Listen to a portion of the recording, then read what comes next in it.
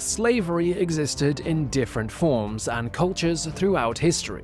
In the early Americas, like North America, Central America, South America, and the Caribbean, slavery was mostly fueled by African peoples and their descendants' labor.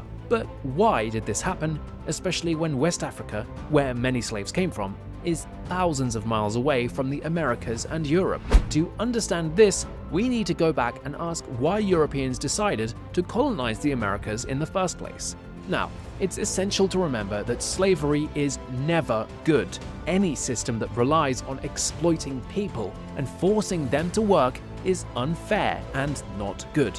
However, we're trying to understand the historical context without ranking the harm inflicted on those enslaved peoples. In the early days of the American colonies, European powers like Spain, Portugal, and the Dutch, British, and French set out on explorations from 1492 to the 18th century. Their main goals were not adventurous journeys as we might see in movies like Pocahontas. Instead, they were driven by the desire for conquest and wealth. These European explorers sought riches such as gold, silver, and land, including farmland and crops that could be traded for profit. The primary incentive for exploration was to increase the power of European countries and boost their royal treasuries. However, at this stage, slavery was not the primary source of wealth. During the 16th century, Spanish colonists arrived in Central and South America, taking control of the silver and gold mines previously owned by the Incan and Aztec empires. To extract these precious metals, they forced native groups into labor, subjecting them to harsh conditions and brutal treatments. The colonists sought to maximize their profits while minimizing labor costs, often not even paying the native workers. Working in the mines was extremely harsh, and the native people were often pushed to exhaustion or death. The Spanish colonists resorted to gruesome methods like cutting off limbs if the workers didn't meet their quotas or threatened them with murder. Despite their efforts, in other regions like North America and the Caribbean, the colonists found small repositories of gold and silver to send back to Europe. However, they were still determined to generate substantial profits. To achieve this, they cultivated crops that yielded high returns, such as sugar, tobacco, rice, and cotton. These cash crops became the focus of their efforts, ensuring they could still achieve substantial wealth even without significant precious metal discoveries. The pursuit of wealth through mining and plantation agriculture remained a driving force for the Spanish colonists throughout the 16th century. As the colonies in the Americas grew, European laborers and indentured servants were only sometimes a feasible option, as they required payment or protection. Consequently, colonists turned to slavery to acquire a cheap and abundant labor force.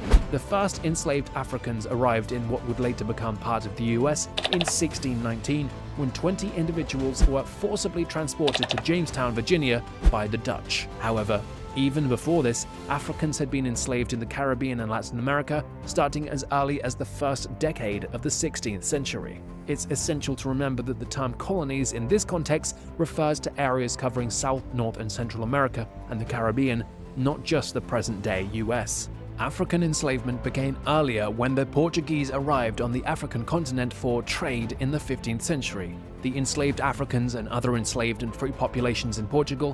While African slavery wasn't the only or most widespread form of slavery during that time, this 15th century precedent set the stage for later decisions regarding slavery during the colonization of the Americas. During this period, captivity wasn't exclusive to black people or those from Africa. It often resulted from raids, warfare, or slave trading involving Islamic traders, West African groups, Europeans, etc. The 15th century enslavement of Africans would have a lasting impact on the trajectory of slavery in the Americas as colonization continued, influencing how slavery was practiced and the people subjected to it. So, why European colonists turned to West Africans as their primary source of slave labor, and how the system of shadow slavery in the Americas differed from pre-existing forms. The primary motive behind establishing the colonies was to generate wealth for royal families and wealthy colonists. A small class of wealthy landowners with large plantations sought to increase their profits by avoiding labor costs. Instead of paying for the labor that generated cash crops, they opted for slavery as the quickest way to enrich themselves. Throughout the 16th to the 18th centuries, black slaves continued to be forcibly brought to the Caribbean, North America, and South America. Although efforts to eradicate slavery began in the 19th century, the slave population had already become substantial. Moreover, slavery was legally considered hereditary, with children inheriting the status of their mothers, perpetuating the system. When Europeans arrived in the Americas, they found that the previously established system, which relied on enslaving conquered enemies, needed to be fixed for several reasons. First, attempts to enslave Native Americans proved challenging because they were familiar with the terrain and had an advantage in their lands. This familiarity increased the risk of escape or rebellion, making it difficult to use the raid and enslave approach. As a result, colonists turned to West Africans as a more controllable source of labor.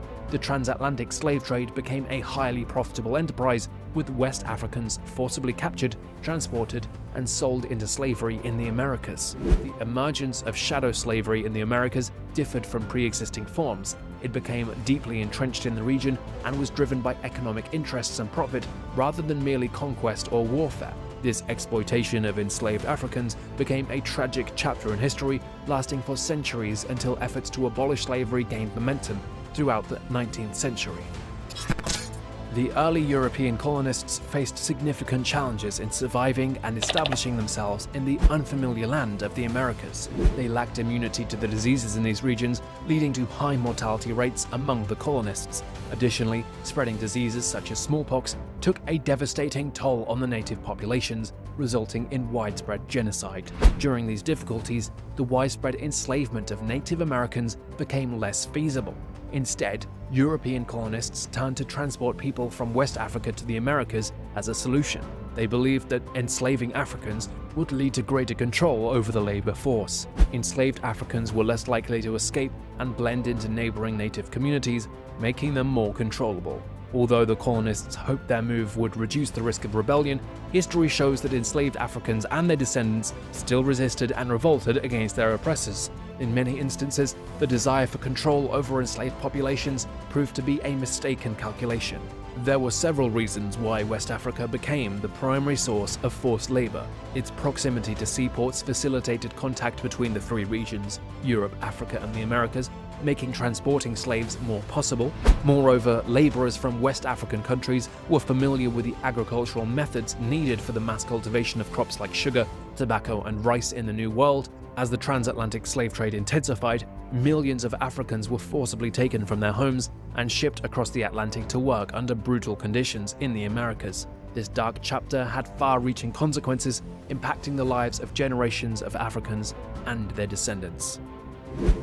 The European colonists in the Americas initially brought an estimated 9 to 12 million Africans as slaves, treating them as cargo. However, as the colonies developed, colonists began resorting to reproduction within the colonies to sustain slavery. This allowed it to be passed down as an inherited status from mother to child, perpetuating the system indefinitely. To justify this never-ending enslavement, false race science and racialization emerged. These ideas were used to claim that only people of African descent were fit for enslavement. This shift erased the reality that before turning to West Africa, slavery existed across racial lines and was dictated more by battles and military capture than skin tone. The concept of race, as we know it today, evolved as a post hoc justification by those engaged in the slave trade. They sought reasons to enslave people from one specific region over others. This history of racialization is covered in more detail in another episode of The Origins of Race in the USA. In conclusion, the history of slavery in the Americas is complex and deeply rooted in the pursuit of economic gain and power.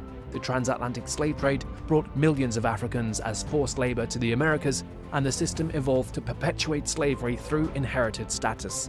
False race science and racialization justified the enslavement of people of African descent, erasing the reality of pre-existing forms of slavery across different racial lines. Understanding this dark chapter in history is crucial to comprehend its lasting impact on our society. To watch more videos like this, make sure to explore our channel for the latest content. So what are your thoughts on the historical puzzle of slavery and racialization in the Americas? Do share your insights, questions, and additional resources in the comments below. And don't forget to subscribe to our channel and press the bell icon so you can watch all our videos on the go. Thanks for watching.